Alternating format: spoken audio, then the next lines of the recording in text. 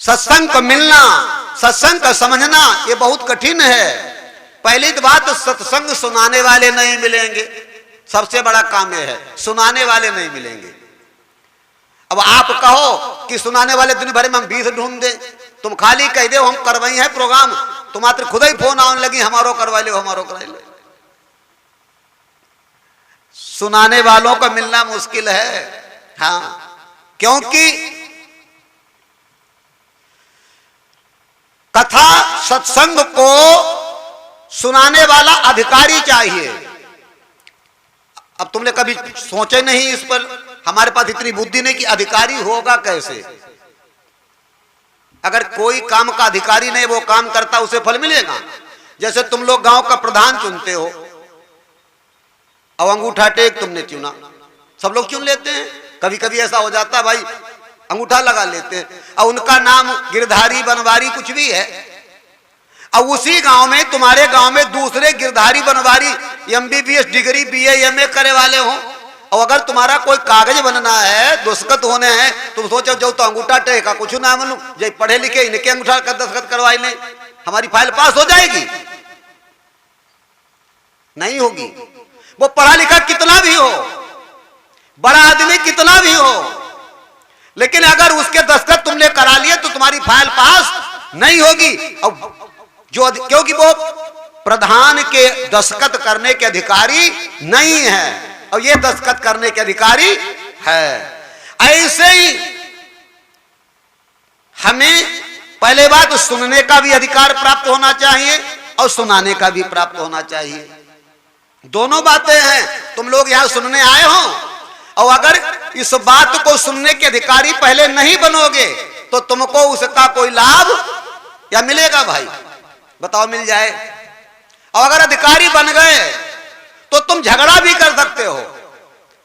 अधिकारी बनोगे कैसे? जैसे पता लगा कोई राशन कार्ड नहीं है, कोटेदार से लड़ता है कि हमें भी राशन दो, मर्जी दे दे मर्जी न दे। और अगर राशन कार्ड है तो तुम ऊपर एप्लीकेशन लगा सकते हो कि मैं ना दो कोटा। तो अधिकारी कैसे बनोगे? रामायण में लिखा है, रामायण की बात सुनो, ये सत्संग है। राम भक्ति के बे अधिकारी और जिनको सत्संगति अति प्यारी। क्या क्या नहीं सूत्र लिखा रामायण में। जब तक तुम्हें सत्संग से प्रेम नहीं होगा तब तक भगवान की कथा के तुम अधिकारी, भजन से प्रेम है, लीला से प्रेम है, झांकी से प्रेम है, तुम्हें नौटंकी से प्रेम है, लेकिन परमात्मा की कथा से प्रेम, भक्ति से प्रेम नहीं है। तो ये तो हो गया अधिकार। और सुनाने का अधिकार किसको है? जो तन मन धन हर वृत्तियों से परमात्मा में जुड़ चुका है। कहने का अधिकार बहुतों को है, चलो कहते हैं वो बगैर अधिकार के कल्याण थोड़े कर सकते। एक मुझे याद आ गई, मैं तुम्हें वो भी बताऊं। आजकल का मामला कैसा है, वक्ता, इसमें पहले सुखदेव जी वक्ता थे क्या? ना, सुखदेव महात्मा थे, संत थे। वक्ता छोटी चीज होती है। वक्ता थे सूत जी। जब राजा परिषद ने कहा सूत जी से कथा सुना दो, तो उन्होंने कह दिया मैं कथा सुना सकता हूं लेकिन तुम्हारा उद्धार नहीं कर सकता हूं। हमारे बस की बात उद्धार करना नहीं है।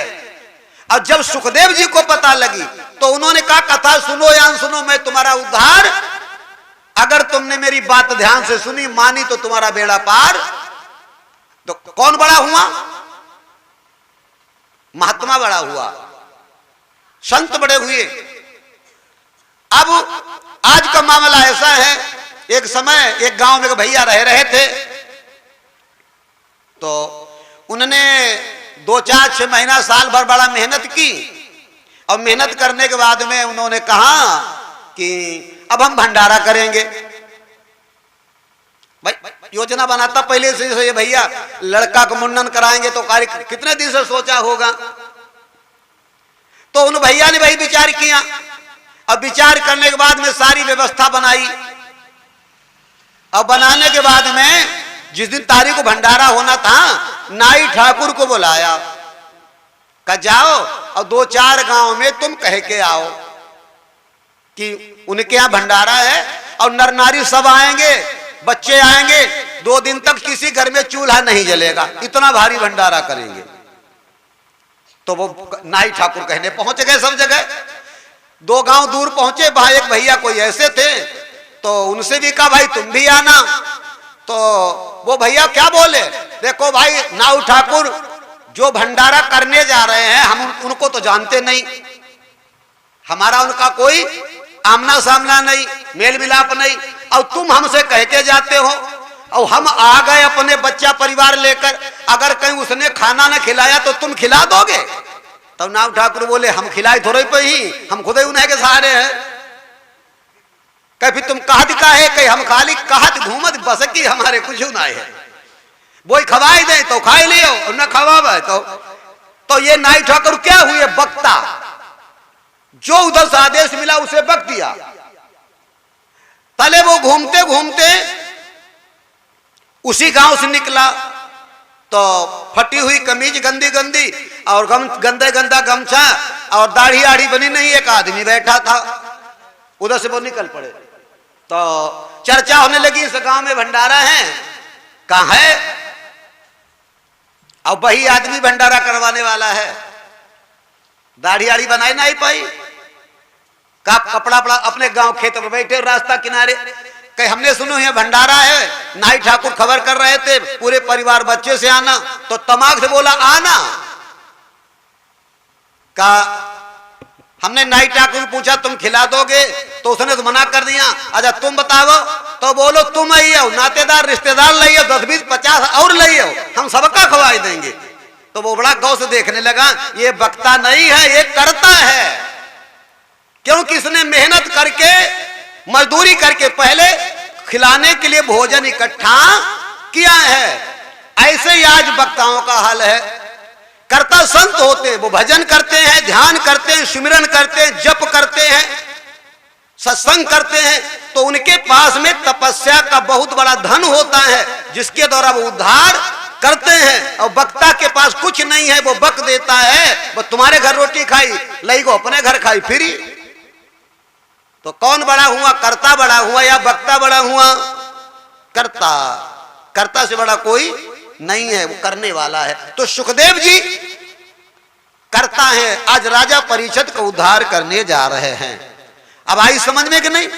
तब लिखा है कि पहले तो सत्संग के सुनाने वालों का मिलना बहुत मुश्किल। बोलो है मुश्किल कि नहीं? और अगर मिल जाए संत सत्संग सुनाने वाले तो सुनना मुश्किल। ले जो बाधा आई गई, सुनना मुश्किल। थोड़ी देर सुनो कह अरे क्या बता मैं जाऊं तो कुछ पल्ले नहीं पड़ रहा कि राजा रानी की कथा तो ही नहीं। और अगर लोगों सुनना भी आ गया, तुमने समय दे दिया घंटा 2 घंटा 10-15 मिनट तो सुन तो लिया, अब समझना मुश्किल। का सुनाओ, कोई बैठे बहुत देर रहे, अब हमें ना मालूम का कहते रहे, कोई कथा था सुनाई नहीं जो तुम्हें बताई दे राजा रानी को नाम, तो समझना मुश्किल। अब अगर समझ में आ गया, अब हम अटकी है, तुमको सुनाने वाले मिल गए, तुम सुनने वाले मिल गए और तुम्हारे समझ में भी आ गया, तो उस रास्ता पे चलना मुश्किल। कहीं सुनी बहुत, कोई बात बढ़िया बताई लेकिन पी दारू करी जो पहले खतरा बहे, अब रास्ता पे चलना मुश्किल। इतनी दूरी है, तभी लिखा बड़ी कठिन है डगर पनघट की। उद्धार कैसे होगा भाई? तो आप सब लोग बड़ी श्रद्धा भाव के साथ में आज यहां सत्संग में बैठे हो और इसका लाभ भी उठा सकते हो। ऐसा कुछ नहीं, लाभ तो हो ही जाएगा, लेकिन कब होगा? जब हमारे अंदर में सुनने की श्रद्धा, समझने की श्रद्धा और उस पे चलने की श्रद्धा होगी, तभी तो मेरा तुम्हारा बेड़ा पार होगा, नहीं तो बेड़ा पार नहीं होगा। बोलो संत भगवान की जय।